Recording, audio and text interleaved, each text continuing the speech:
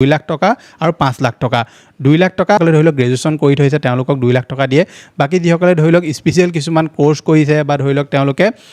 professional যিসকলে course কৰি ৰাখিছে তেওঁলোকক 5 লাখ টকা পৰ্যন্ত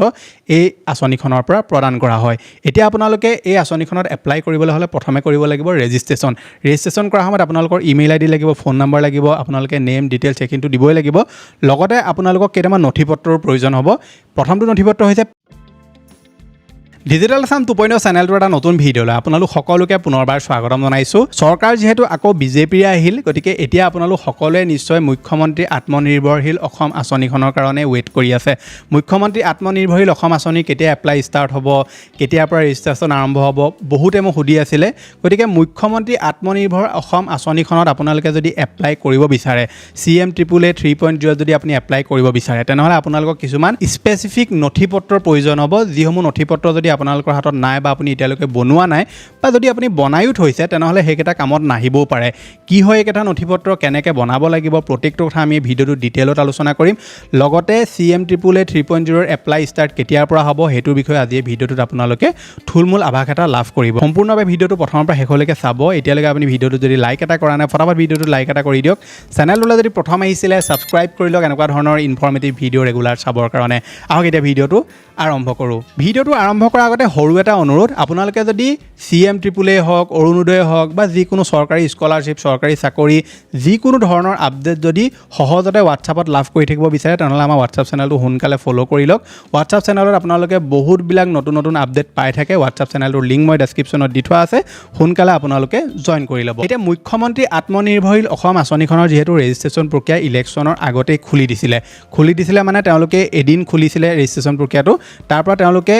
এদিনৰ ভিতৰতে আকৌ সেইটো বন্ধ কৰি দিলে কাৰণ যেহেতু ইলেকশ্যন পালেহি সেইকাৰণে তেওঁলোকে সেই সম্পূৰ্ণ প্ৰক্ৰিয়াটোৱে বন্ধ কৰি দিলে এতিয়া ইলেকশ্যন যিহেতু পাৰ হ'ল ৰিজাল্টটো বৰ্তমান দিলে গতিকে এতিয়া সকলোৱে ৱেইট কৰিছে যে ৰেজিষ্ট্ৰেশ্যন কেতিয়াৰ পৰা আৰম্ভ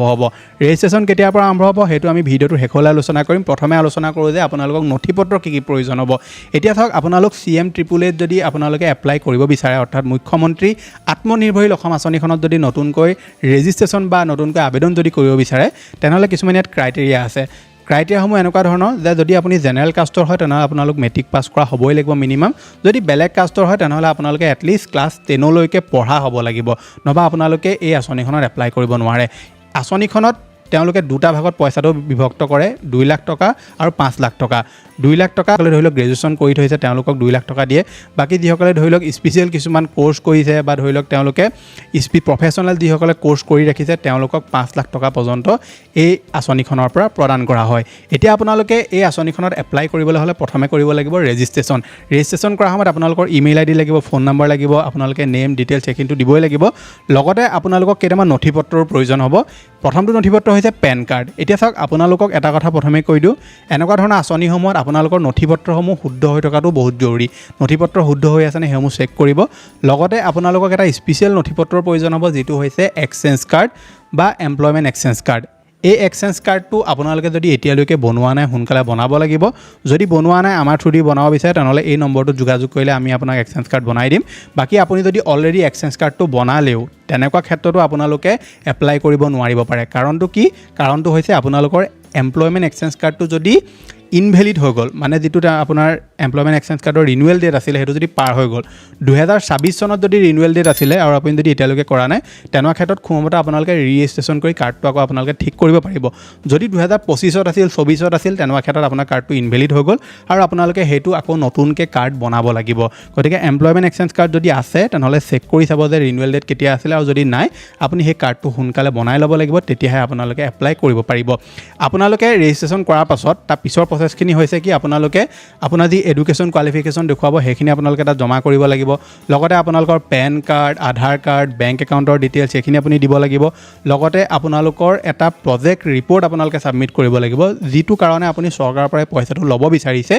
এই পইচাটো আপোনালোকক যিটো কামৰ কাৰণে লাগে তাৰ এটা সম্পূৰ্ণ প্ৰজেক্ট বনাব লাগিব যে আপোনাৰ এৰিয়াত সেই কামটো কেনেকুৱা আপুনি কিমান টকা ইনভেষ্ট কৰি থৈছে সকলোবিলাক ডিটেইলছ লৈ আপোনালোকে এটা প্ৰজেক্ট ফাইল বনাব লাগিব প্ৰজেক্ট ফাইল কেনেকৈ বনাব লাগে মই চেনেলত ভিডিঅ' লৈ আনিম গতিকে আপোনালোকে সেই ভিডিঅ'টো চাইও বনাই ল'ব পাৰিব বা আমাক ডাইৰেক্টলি কণ্টেক্ট কৰি আপুনি প্ৰজেক্ট ফাইলৰ কাৰণে এপ্লাই কৰিব পাৰিব আপোনালোকে প্ৰজেক্ট ফাইল যেতিয়া ছাবমিট কৰিব যদি আপুনি চিলেক্ট হয় আপোনাৰ ইণ্টাৰভিউ হ'ব ইণ্টাৰভিউত যদি আপুনি পাছ কৰে তেতিয়া আপোনালোকে চৰকাৰৰ পৰা এই যিটো পইচা এইটো লাভ কৰিব ইয়াৰে আপোনালোকে আধা পইচা মানে 2 লাখ যদি পায় 1 লাখ টকা আপোনালোকে চৰকাৰৰ ফালৰ ফ্ৰী লাভ কৰিব আৰু 1 লাখ টকা আপোনালোকে চৰকাৰক ঘূৰাব লাগিব কোনো ধৰণৰ ইণ্টাৰেষ্ট দিব নালাগে আপুনি চৰকাৰক পইচাটো ঘূৰাই দিলে হয় ঠিক তেনেদৰে 5 লাখ টকাৰ ক্ষেত্ৰতো আপোনালোকে 2,50,000 টকা চৰকাৰৰ ফালৰ পৰা লাভ কৰিব বাকি 2,50,000 টকা আপোনালোকে ঘূৰাব লাগিব কিন্তু এই পইচাটো পোৱাটো ইমানো সহজ নহয় আপোনালোকে পইচাটো পাবৰ কাৰণে যেটো কাম কৰি আছে তাৰ কাৰণে আপুনি ভালকে এটা প্ৰজেক্ট ফাইল বনাব লাগিব যেটো আপোনালোকে সাবমিট কৰাৰ পিছত তেওঁলোকে চেক কৰিব আৰু তাৰ পাছত এই পইচাটো আপোনালোকক স্যাংচন কৰিব এতিয়া কথাটো হৈছে যে এই আঁচনিখনৰ আবেদন প্ৰক্ৰিয়া কেতিয়াৰ পৰা আৰম্ভ হ'ব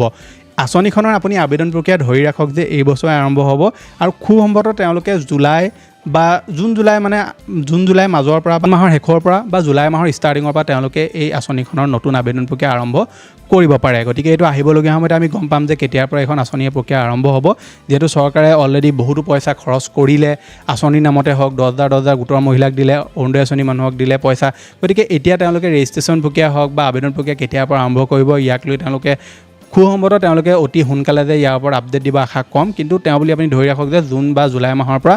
আপোনাৰ এপ্লাই ষ্টাৰ্ট হ'ব পাৰে বা ৰেজিষ্ট্ৰেশ্যনটো ষ্টাৰ্ট হ'ব পাৰে ৰেজিষ্ট্ৰেশ্যন হোৱাৰ পিছত আপোনালোকে বাকিখিনি ডিটেইলছ যেহেতু ফিল কৰিব লাগে সেইকাৰণে প্ৰথমেতো ৰেজিষ্ট্ৰেশ্যন কৰিব লাগিব সেইকাৰণে ৰেজিষ্ট্ৰেশ্যন ধৰি ৰাখক যে জুন মাহৰ শেষৰ পৰা বা জুলাই মাহৰ পৰা ষ্টাৰ্ট হোৱাৰ সম্ভাৱনা আছে যদি তাৰ আগতে হৈ যায়তো ভালেই কথা যেতিয়াই হয় জুন মাহতে হয় বা জুলাই মাহতে হয় লগালগ আমাৰ হোৱাটছআপ চেনেলত আপোনালোকে আপডেট পাই যাব আৰু ইয়াৰ ওপৰত এটা ভিডিঅ' পাই যাব বাকি আপোনালোকে আমাৰ থ্ৰুদি যদি এপ্লাই কৰিব বিচাৰে CM888 তেনেহ'লে আমাৰ হোৱাটছআপ চেনেলৰ সকলোবিলাক ডিটেইলছ দি থোৱা আছে হোৱাটছআপ চেনেলৰ লিংকটো মই ডেছক্ৰিপশ্যনত দি থৈছোঁ সোনকালে আপোনালোকে ফ'ল' কৰি ল'ব এতিয়া আপোনালোকৰ স্ক্ৰীনত আৰু এটা ভিডিঅ' ওলাই আছে এই ভিডিঅ'টো নিশ্চয় চেক আউট কৰিব মই লগ পাম এটা নতুন ভিডিঅ'ত আজিলৈ ধন্যবাদ